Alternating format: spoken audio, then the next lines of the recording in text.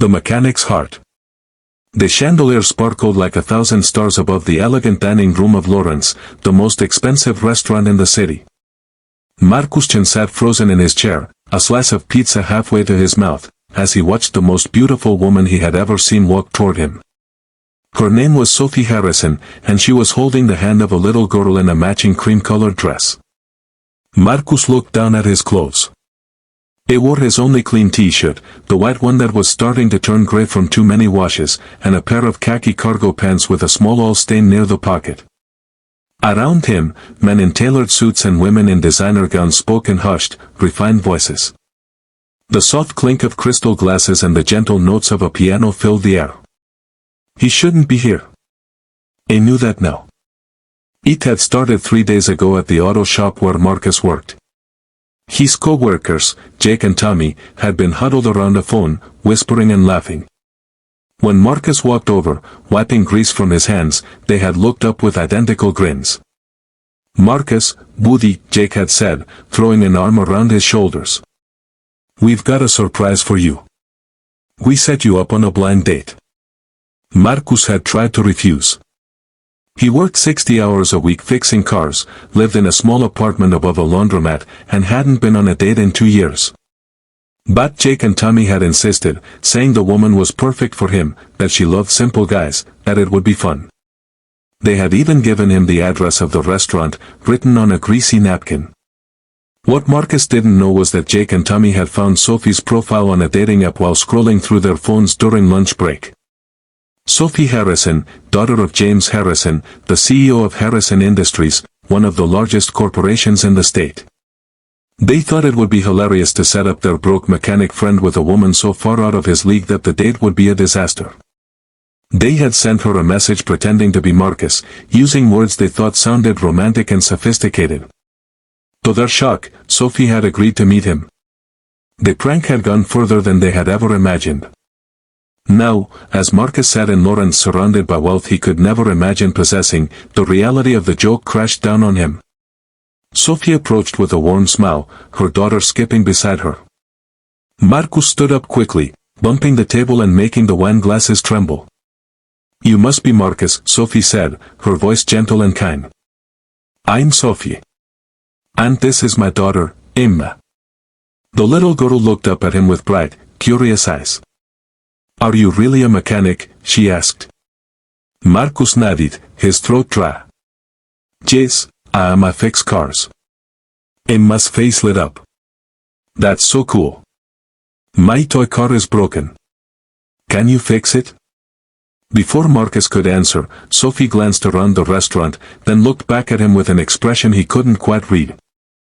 "Would you mind if we went somewhere else?" she asked quietly.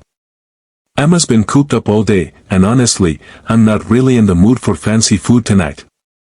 Marcus felt relief wash over him like cool water on a hot day. "I'd like that," he said. They left Lawrence and walked 3 blocks to a small park where food trucks gathered in the evenings.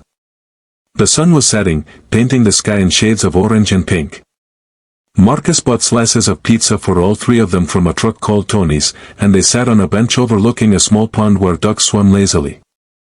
Emma sat between them, eating her pizza with enthusiasm, occasionally pointing at the ducks and making up stories about where they live and what their names might be. Sophie laughed at her daughter's imagination, and the sound was so genuine, so full of joy, that Marcus found himself relaxing for the first time all evening. "I have to be honest with you," Marcus said after a while, watching Emma chase a pigeon. "I don't think my friends meant well when they set this up. I think it was supposed to be a joke. You're way out of my league, and I'm sorry if this was a waste of your time." Sophie turned to look at him, her expression thoughtful. "Do you know why I agreed to this date?" she asked. Marcus shook his head. "The messages you sent were sweet," she said. "But more than that, when I looked at your profile picture, I saw someone with kind eyes. And I've dated enough men who looked perfect on paper but couldn't see past their own reflection." She paused, watching Emma. "My husband died 3 years ago, cancer. It was a good man, the kind who would help a stranger change a tire in the rain or spend an hour on the floor playing with Emma. Since then, I've met a lot of men who were interested in my father's money or my last name. They wanted to date the CEO's daughter, not Sophie. Marcus listened, feeling a weight in his chest. I'm sorry about your husband, he said quietly. Sophia smiled sadly. Thank you. Emma was only 2 when he passed. She doesn't remember much, but I tell her stories about him every night. She looked back at Marcus. When I saw you sitting in that restaurant in your t-shirt and cargo pants, looking completely out of place and uncomfortable, I knew you were real. You weren't trying to impress me. You were just being yourself. Emma ran back to them, out of breath. Mommy, can Marcus come to our house and fix my toy car? Sophie looked at Marcus, and he saw vulnerability in her eyes, a question being asked without words. This wasn't about fixing a toy. It was about taking a chance, about trusting someone new, about letting someone into the careful life she had built for herself and her daughter. If that's okay with your mom, Marcus said gently. Emma tugged on Sophie's hand. Please, Mommy? You like him? Sophie's eyes met Marcus's, and in that moment, something shifted between them. It was small and fragile, like the first green shoot pushing through frozen ground in early spring, but it was there. A possibility. A beginning. Yes, Sophie said softly. I like him too. They stayed in the park until the streetlights came on and Emma started to yawn. Marcus walked them to Sophie's car, a modest sedan that surprised him until he realized that someone who had everything might not feel the need to show it off. Before they drove away, Sophie handed him a piece of paper with her phone number written in careful handwriting. Call me, she said. Not because of a prank or a joke. But because you want to. Marcus held the paper like it was something precious. I will, he promised.